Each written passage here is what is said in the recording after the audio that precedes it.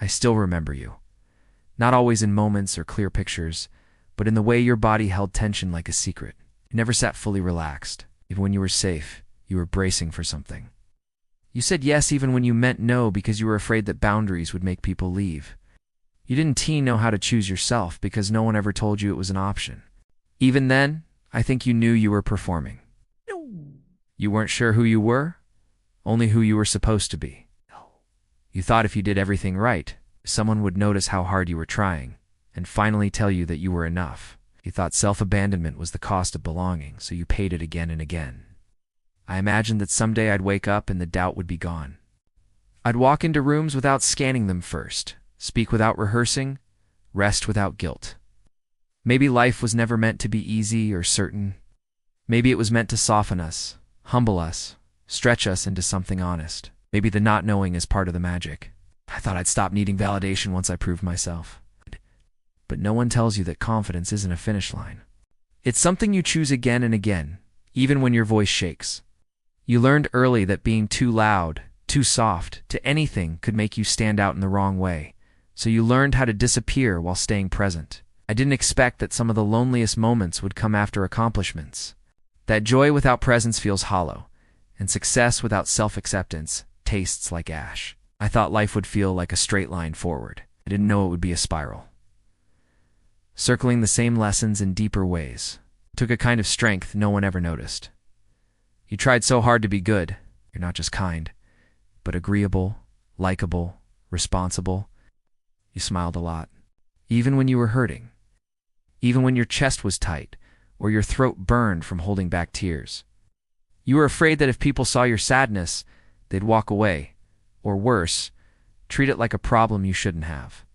So you got good at hiding pain in politeness. You earned praise for being mature and strong, not knowing those were just other words for quiet suffering. That you do well in school, pick a path, find your people, and everything starts to make sense. That if I was kind enough, calm enough, easy to love, I would never be left behind.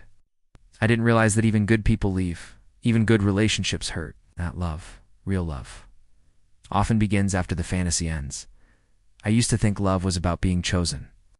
Now I know it's about being seen.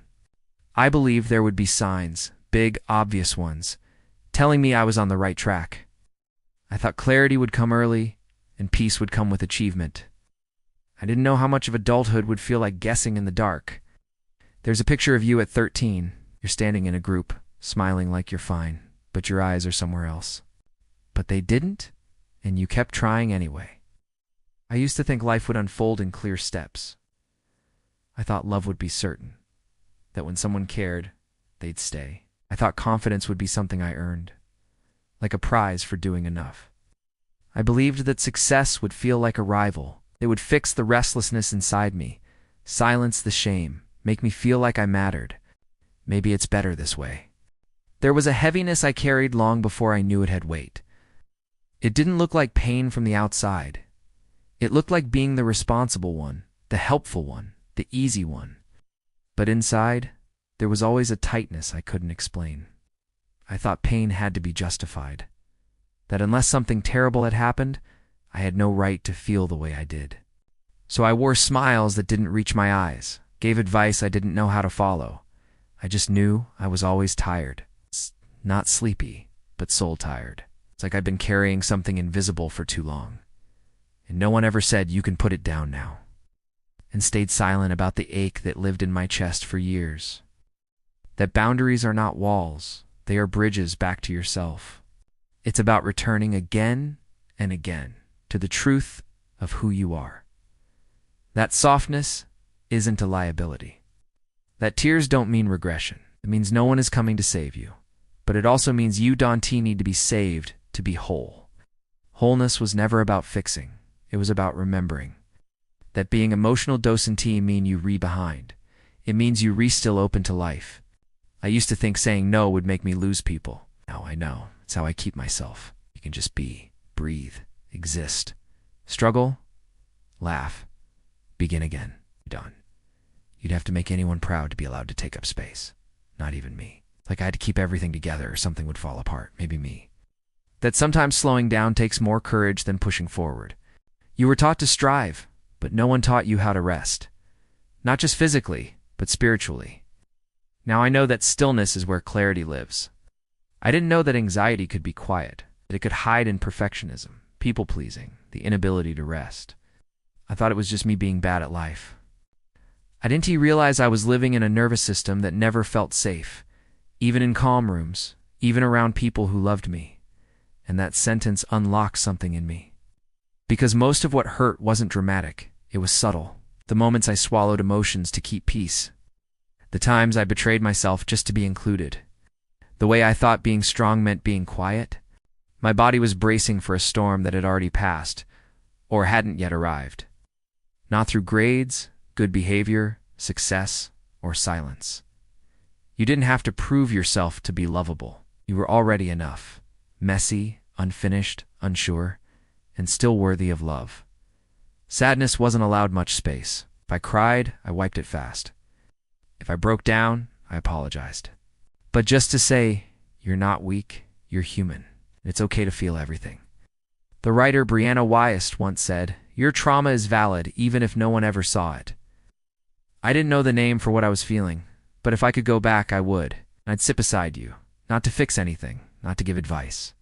I know now that your worth was never something you had to earn. I know now that needing people doesn't make you weak, that asking for help isn't a failure. I know now that healing isn't about becoming untouchable or perfectly calm. As the author Young Pueblo wrote, true power is living the realization that you are your own healer, hero, and leader. I know now that success without self-connection is just noise. That busyness can be a way to run from yourself. And maybe the most freeing truth of all, you, Dan, T, have to be exceptional to be worthy. I forgive you for the way you silenced yourself to stay close to others. For shrinking in conversations, for laughing at things that hurt, for saying it's fine when it wasn't. You didn't know you were allowed to take up space. For letting people cross lines you didn't know how to defend. For blaming yourself when things went wrong, and for carrying shame that was never yours to begin with. You didn't fail. You were surviving. You were taught that being easy to be around was more important than being real. I forgive you for how hard you tried to be perfect, for tying your value to performance, for thinking if you made no mistakes, people would finally stay. You learned to measure love and approval, to measure safety in silence. That your ability to feel deeply is not something that makes you fragile, but something that makes you real. The world may not always make space for tenderness, but that doesn't mean you need to harden to survive. And that's exactly what you were doing. You used every tool you had to stay standing. You do not have to be fierce to be strong. And I hope you remember that. You don't have to prove your strength through exhaustion. Some of the strongest things in this world are quiet. Even when you were scared, even when you were tired, you showed up. That you'll turn toward them instead, with kindness, not shame. Because healing doesn't mean erasing the past. It means holding it gently and learning how to live alongside it. You weren't wrong for wanting to be wanted, but I forgive you for believing you had to earn it. I made it, and I'm proud of me. Because I am. I always have been, even when you couldn't see it yet. You were looking for safety in familiar places, even if they hurt. That's not weakness. It's longing. And you deserve compassion for that.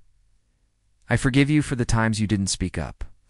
Psychologist Dr. Thema Bryant once said, "You don't have to apologize for the way you learned to survive." I forgive you for loving people who couldn't love you back, for holding on too long, for mistaking potential for presence. You are allowed to pause, to feel unsure, to grow quietly. You are allowed to begin again, as many times as it takes. Most of all, I forgive you for not knowing better. For the self-doubt, the self-criticism, the nights you cried and thought you were broken. You weren't. You were becoming. You were finding your way. That your softness isn't something to overcome, it's something to honor. That even on the days when you feel invisible, your presence still matters. You don't have to earn your place in this world. You already belong. And I'm so proud of how far you've come. I hope you'll believe that you never had to be extraordinary to deserve love. I hope you'll believe that rest is not laziness, that slowness is not failure. Healing isn't something you rush through. I hope you'll believe that your sensitivity is not a flaw. It's how you stay connected to life. Poet Nayiro Wahid once wrote, "You do not have to be fire to burn." I hope you'll stop trying to outrun the parts of yourself that still ache. And more than anything, I hope one day you will look at yourself, not for who you should be a been, but for who you are, and whisper,